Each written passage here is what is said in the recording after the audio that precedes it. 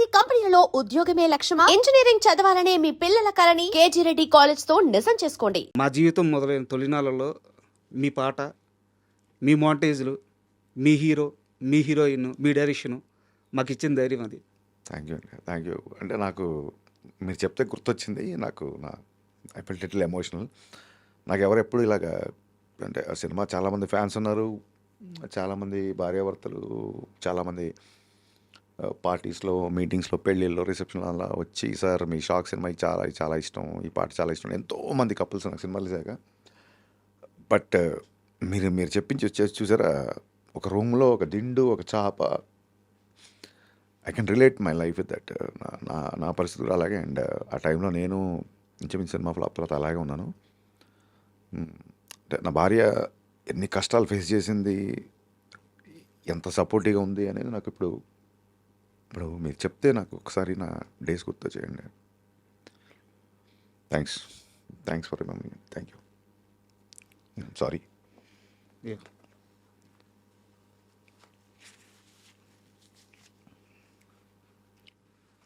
Ready sir. మా చాలా ఉస్తాద్ భగత్ సింగ్ అనేది 2.5 గంటలు ప్రేక్షకుల్ని ఎంటర్టైన్ చేసే సినిమా. మీరు ఇలాగా ఇంత ఎమోషన్తో స్టార్ట్ చేస్తే ఎంటర్ చేయడం కష్టం పడుతుంది సార్ డైరెక్ట్గా సినిమా విషయంకి వెళ్ళిపోదాం. యా.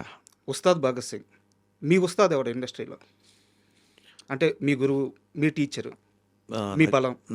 నా ఎవ్రీథింగ్ అంటే గురు, టీచర్, బలం, నా ఇన్స్పిరేషన్, నా అన్న, నా దైవం. నాకు అదే షాక్ సినిమా పోయిన తర్వాత కూడా నన్ను నమ్మి మళ్ళీ సినిమా ఇచ్చి నన్ను నిల్చోబెట్టి ఇవాళ ఇక్కడ కూర్చోబెట్టి ఏం చేసినా రవితేజ గారండి. Sir yeah. మనకు ఉస్తాదు సంబంధించి ఆరా సాంగ్ ఒకటి రిలీజ్ చేశారు. అవును. పవన్ కళ్యాణ్ గారి ఆరాని తొలిసారి హరీష్ శంకర్ చూసిన క్షణం ఏంటి? బిహెచ్ఎల్లో తమ్ముడు ఉన్న తొలి ప్రేమ షూటింగ్ జరిగినప్పుడు తొలిసారి ఆయన డైరెక్ట్గా చూశాను.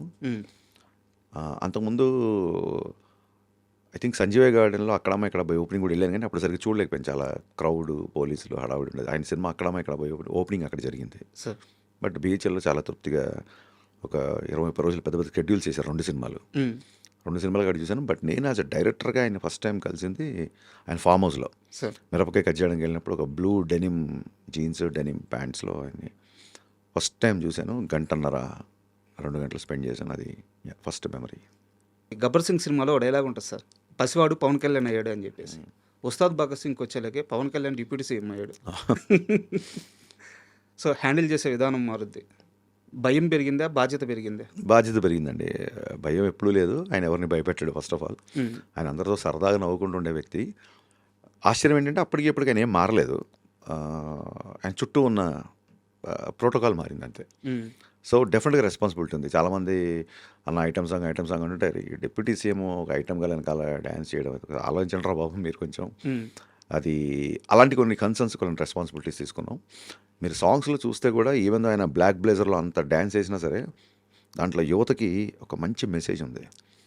సిచ్యువేషన్లో కూడా శ్రీలీల కొంచెం లోలో ఉన్నప్పుడు అమ్మాయిని కొంచెం చీరప్ చేయడానికి వచ్చే సాంగ్, నీ పెదవిలోన ఉన్న జాగా నువ్వు నవ్వుకోవడానికేగా, నీ కాలి కింద ఉన్న నేల నీ సొంతం అంటే నమ్మవేలా, ప్రాబ్లమ్స్ వస్తే క్యూలు కట్టి పంపించేద్దాం సావగొట్టి పోరాడితే పోయేదేంటి. So even though it's a duet, it's a dance number కూడా ఒక యూత్కి ఒక మంచి ఒక ఉత్సాహభరితమైన గో అండ్ గెట్ ఇట్ అనే ఒక యాటిట్యూడ్ అందులో మెయింటైన్ చేసాం. అలాగే ఎత్తరా కాలర్ తీసుకున్నా సరే ఎక్కడో బ్యాక్ ఆఫ్ ద మైండ్ ఉంటుంది. అది ఆయన డిప్యూటీ సీఎం అయ్యారని కాదండి, ఆయన ఖుషి అప్పుడే ఏ మేరా జహా తెరా కామ్ క్యా హై అని ఆమెన్ ఇండియన్ అనే బద్రీలో ఆ సామాజిక స్పృహ, ఆ జాతీయతావాదం, ఆ భావజాలం ఆయనకి చిన్నప్పటి నుంచి ఉంది. అదే పాలిటిక్స్లోకి వెళ్ళడానికి పుష్ చేసి ఉంటుంది. అలాగే జరిగింది. బట్ సినిమాలో ఇలాంటి కైండ్ ఆఫ్ సాంగ్స్ నేను ఏదో కొత్తగా పెట్టానట్లేదు. That suits for him. ఆయన నుంచి ఏదైనా చెబితే వినాలనుకుంటాం. అందుకే ఆ 2 సాంగ్స్, ఇది మాస్ నెంబర్ అయినా అది డ్యాన్స్ నెంబర్ అయినా, రెండిట్లలో కూడా మీరు అందులో కూడా చాలా ఇన్స్పిరేషన్ ఉంటుంది. తుపాకీలో తూటాల రెడీగానే ఉండాలా, ధనాధన పేల్చి తుప్పు రేగొట్టే టైం వస్తే ధనాధన పేలాల, కోట మీద జెండాల పొగరే నీలో ఉండాలా. ఏదైనా సరే ఒక యూత్ దాన్ని ఏమంటారు, ఒక ఉత్సాహంతో ముందుకి ఉరకలు వేసేలాగా ఒక శ్రీశ్రీ, నేను ఇందాక చెప్పాను ఇంటర్వ్యూలో, శ్రీశ్రీ పద్యానికి, శ్రీశ్రీ వాక్యానికి స్వాగ్తో ఉన్న ఒక ప్యాంటు షర్ట్ వేసి దానికి ఒక మనిషి రూపం దాలిస్తే that is Pawan Kalyan. And మనం కన్వర్జేషన్ తెలియకుండానే లిరిక్స్ మీదకి వెళ్ళిపోతుంది కాబట్టి నా దగ్గర ఇంకో స్పెషల్ క్వశ్చన్ ఉంది సార్. చెప్పండి. మీ సినిమా టైటిల్స్ కార్డ్స్ పడేటప్పుడు ఒక షాక్ తప్పించి మిగతా అన్ని సినిమాలు చాలా వరకు ఫస్ట్ ఆ టైటిల్ కార్డ్స్లో ఫస్ట్ పడేది లిరిక్స్. అవునండి. అవును. ప్రతి సినిమా, అవును. అవును. ఏ సినిమాకి అలా వేయరు. అవును.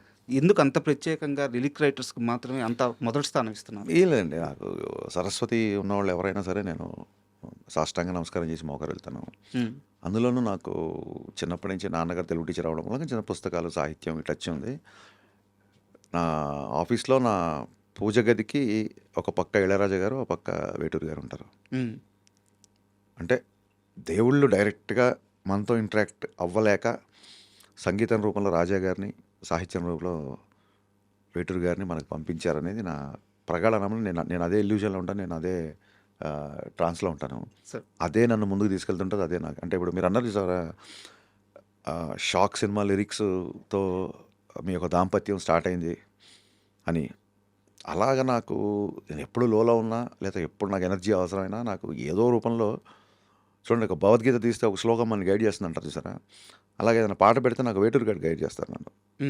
మీరు నమ్మరు, దెర్ ఆర్ వెరీ అంటే నేను అసిస్టెంట్ డైరెక్టర్గా ఉన్నప్పటి నుంచి it's not because I don't like to cell sympathy stories, because మనమేం స్వాతంత్ర సమయంలో పాల్గొనలేదు.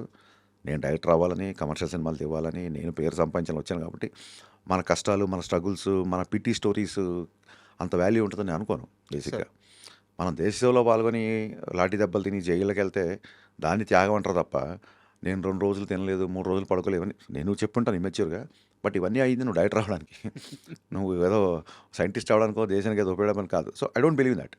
బట్ హ్యావింగ్ సెడ్ దట్, ఎప్పుడన్నా లోలో ఉన్నప్పుడు నాకు వేటూరు గారి సాహిత్యం చాలా రకాలుగా, అంటే మా ఊపిరి నిప్పుల ఉప్పెన, మా ఊహల కత్తుల వంతెన, మా దెబ్బకు దిక్కులు పిక్కటిల్లిపోయే రంపంపం, ఆ లైన్స్, అందులోనే నేడేరా నీకు నేస్తము రేపే లేదు, నిన్నంటే నిండు సున్నరా రానే రాదు.